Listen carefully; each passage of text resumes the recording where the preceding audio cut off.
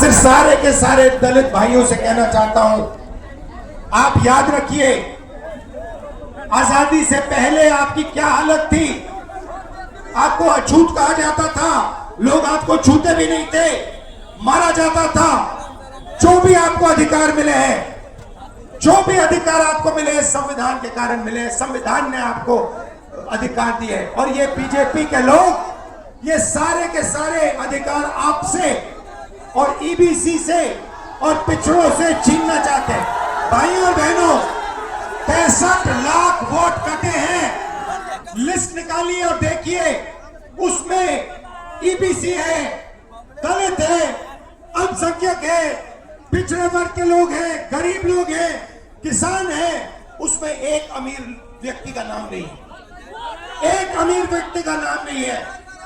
Vote चोरी ये गरीबों से कर रहे हैं क्योंकि ये आपकी आवाज को दबाना चाहते हैं। और मैं स्टेज से आपको कहना चाहता हूं, ये आपकी आवाज। अपराध और भ्रष्टाचार से मुक्ति चाहिए कि नहीं चाहिए? तो मुक्ति चाहिए तो सत्ता को बदलिए और एक नई सरकार बनाइए जो नए सोच के साथ बिहार के आगे खड़े हैं।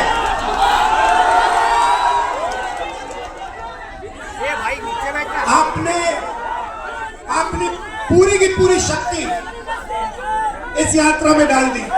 छोटे छोटे बच्चे आ रहे हैं, इतने बड़े बच्चे आ रहे हैं, मेरे कान में कह रहे हैं नरेंद्र मोदी वोट चोरी करता है, नरेंद्र मोदी वोट चोरी करता है। वोट चोर कति चोर, वोट चोर, वोट चोर, वोट चोर। अब देखिए, कर्नाटक में हमने सबूत देके दिखाया है कि बीजेपी ने चोरी की है। उससे पहले मैंने नहीं बोला कि बीजेपी और इलेक्शन कमीशन चोरी कर रहे हैं, मगर सबूत के बाद मैंने बोला है। और अब मैं आपको बताना चाहता हूं, और अच्छी तरह बीजेपी के लोग जो ज्यादा चिल्ला रहे हैं ना, आप अच्छी तरह सुन लो। हमने अभी सिर्फ कर्नाटक का सबूत दिया है, हम आने वाले समय में लोकसभा का सबूत देंगे, हरियाणा का सबूत देंगे, बाकी प्रदेशों का सबूत देंगे और ये साबित कर देंगे कि बीजेपी आरएसएस वोट चोरी कर कर चुनाव जीतती है। आप सब आए, दिल से आपका धन्यवाद करता हूं। जय बिहार, जय हिंद। और बिहार में यात्रा करके मैं आपको बताना चाहता हूं, मुझे बहुत मजा आ रहा है। मतलब इतना मजा और दूसरे स्टेटों में नहीं आता। ये लोग बेईमान है कि नहीं है? बेईमानों को सत्ता से उखाड़ फेंकना कि नहीं फेंकना?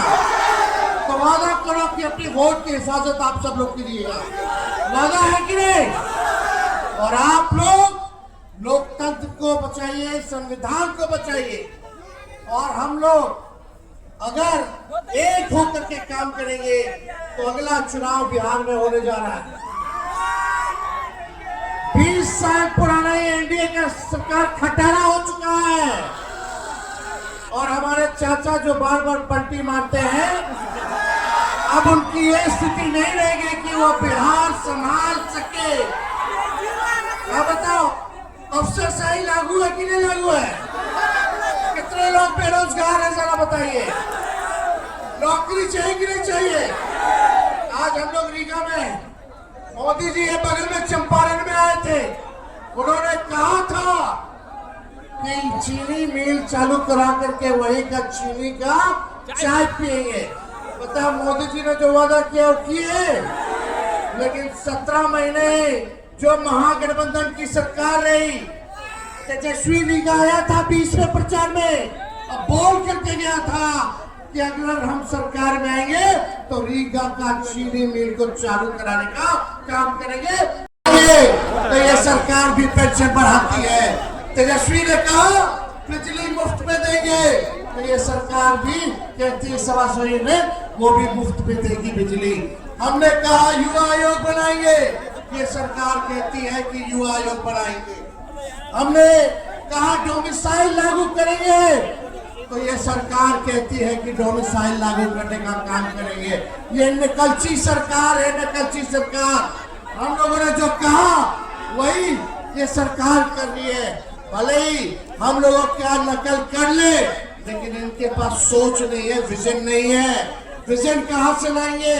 इसलिए आप लोगों को तय करना है, डुप्लीकेट सीएम चाहिए, नकल करने वाला, कि ओरिजिनल सीएम चाहिए? अरे हाथ उठा के बताइए, डुप्लीकेट की ओरिजिनल? ओरिजिनल ना, मिल करके काम करेंगे, चाहे कोई जात के हो, कोई धर्म के हो, कोई वर्ग के हो, सब लोगों को हम लोग साथ से लेकर के चलेंगे।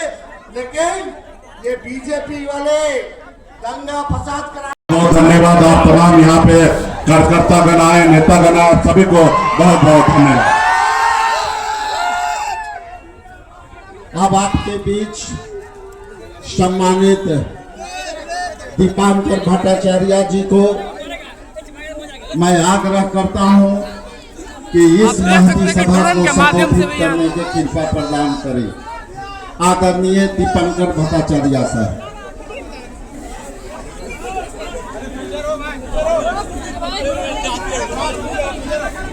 साथियों, पिछले 2 महीने से बिहार में SIR का हमला चल रहा है और पिछले 12 दिन से हमारी ये वोटर कमीशन को बिहार में एक वोट चोरी नहीं करने देगी।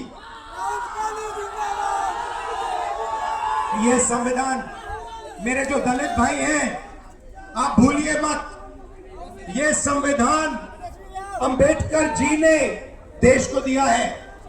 ये कोई मामूली किताब नहीं है, ये हमारे लिए पवित्र किताब है। ये किताब हिंदुस्तान की किताब है, हमारी सोच की, हमारी विचारधारा की किताब है। मैं जिस नेता के बुलाने वाला हूं, सम्मानित तेजस्वी प्रसाद यादव जी से आप